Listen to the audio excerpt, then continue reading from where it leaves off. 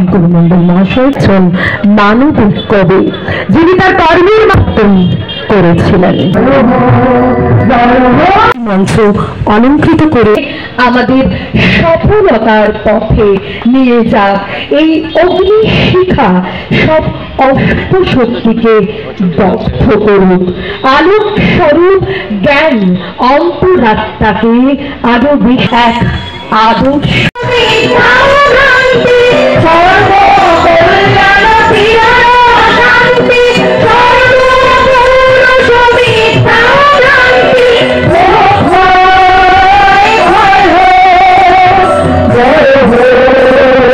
অর্থাৎ এই রবীন্দ্র নজরুলময় বাংলা, বাংলাদেশের জাতীয় কবির সম্মান বাংলাদেশ দিয়েছেন, কিন্তু এটা আমার বলতে কোনো দ্বিধা নেই। বর্তমানে এমন পরিস্থিতির মধ্যে দিয়ে বাংলাদেশ যাচ্ছে যে সেখানে নাগরিকদের জীবন রক্ষা, নাগরিকদের সামাজিক অধিকার রক্ষা তো অসুবিধাজনক হয়ে পড়েছে। তো শিল্প সাহিত্যিক জগতের যার যে সমস্ত সৃষ্টি স্রষ্টা এপার বাংলাতে রয়েছেন, ওপার বাংলায় অনেক নিদর্শন তাদের থেকে গেছে, তাদের বাড়ি থেকে গেছে।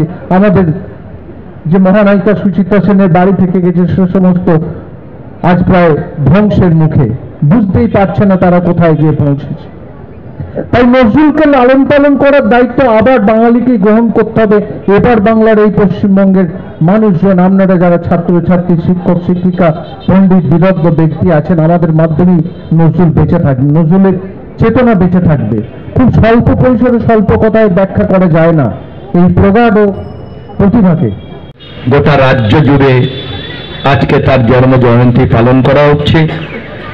বর্ধমান জেলার আমাদের তথ্য সংস্কৃতি দপ্তরের আমাদের আধিকারিক রামশঙ্কর মন্ডল মহাশয়, তিনি এই উদ্যোগ নিয়েছেন নজরুল ইসলামের জন্ম জয়ন্তীকে পালন করার জন্য।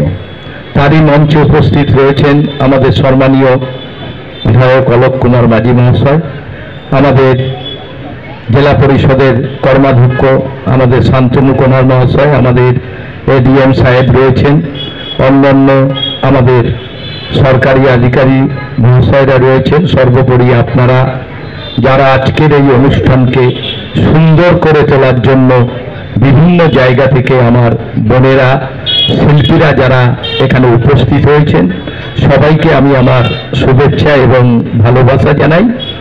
আমরা জানি যে এই বিদ্রোহী কবি কাজী নজরুল ইসলাম কিভাবে তিনি কবিতা থেকে, সাহিত্যিক থেকে, নাটক থেকে, গানের মধ্য দিয়ে গোটা ভারতবর্ষের মুখ একদিন উজ্জ্বল করেছেন।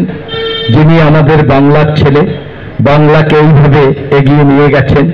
আর তাদের মতো মানুষরা একদিন এই সমাজ ব্যবস্থার মধ্যে এত সুন্দরভাবে সব কিছু করেছিলেন বলেই 126 বছর পরও আজকে তার জন্মদিবসকে গোটা বাংলা জুড়ে, বাংলার বাইরেও পালন করা হচ্ছে। আমরা মনে করি এইভাবে যারা আমাদের মনীষীরা, যারা আমাদের পূর্বপুরুষরা, যারা একটা সময় আমাদের দেশের নাম বহু দূরে নিয়ে গেছেন, বাংলার নামকে এগিয়ে দিয়ে গেছেন, সেই মানুষগুলোকে কোনোদিন আমাদের ভুললে চলবে না, তাদের আমাদের সব সময় স্মরণ করা দরকার। তাই তো আজকে তার জন্মদিবসকে সামনে রেখে 1 মাস ধরে বিশ্বকবি রবীন্দ্রনাথ ঠাকুর এবং বিদ্রোহী কবি কাজী নজরুল ইসলামের দুজনকে সামনে রেখে বিভিন্ন জায়গায় আমরা দেখছি রবীন্দ্র নজরুল জয়ন্তীর আয়োজন করছে। ছেলেমেয়েরা তারা রবীন্দ্রসঙ্গীত, নজরুল গীতির মধ্য দিয়ে তারা সুন্দরভাবে বিভিন্ন এলাকার তারা সামাজিক অনুষ্ঠানগুলোর সঙ্গে সঙ্গে তারা রবীন্দ্র নজরুল জয়ন্তীর আয়োজন করছেন। আর যারা আমাদের শিল্পী ছোট বোনেরা, ভাইয়েরা, তারা এইসব মঞ্চে উপস্থিত হয়ে তারা তাদের গান পরিবেশন করছেন, নজরুল গীতি গাইছেন, রবীন্দ্রসঙ্গীত গাইছেন। একটা সুন্দর পরিবেশ এলাকা এলাকায় গড়ে তুলছেন আমাদের এইসব শিল্পীদের সামনে রেখে।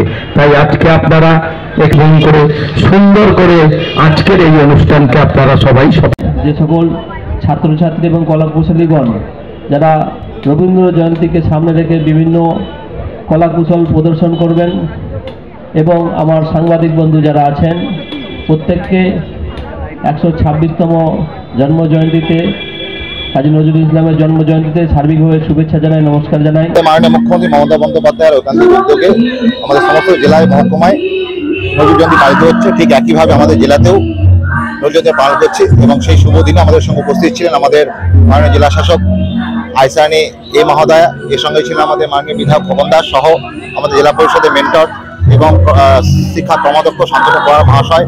এছাড়া আমাদের অতিরিক্ত জেলা শাসক অমিয় কুমার দাস মহাশয় ছিলেন। এছাড়া আমাদের বিভিন্ন জ্ঞানীগুণী ব্যক্তিরা এবং সমস্ত আমাদের এলাকার শিল্পীবৃন্দরাও এই অনুষ্ঠানে উপস্থিত ছিলেন।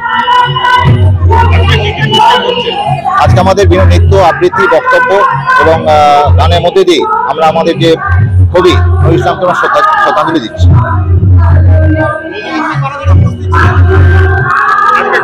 আজকে আমাদের এই অনুষ্ঠানে উপস্থিত ছিলেন আমাদের মাননীয় জেলা শাসক আইসারানী এ মহোদয়া, সঙ্গে ছিলেন অতিরিক্ত জেলা শাসক অমিয় কুমার দাস মহাশয়।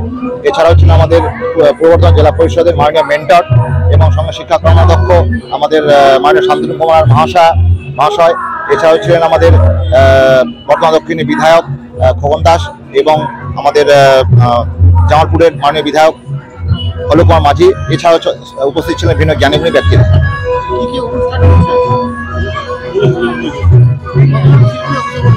আজকে সব মিলিয়ে আমাদের কচিকাঁচা বা বড় শিল্পবৃন্দ নিয়ে সঙ্গে প্রায় 200-র বেশি শিল্পীরা অংশগ্রহণ করেছে। রামশঙ্কর মন্ডল, জেলা তথ্য ও সংস্কৃতি আধিকারিক, পূর্ব বর্ধমান।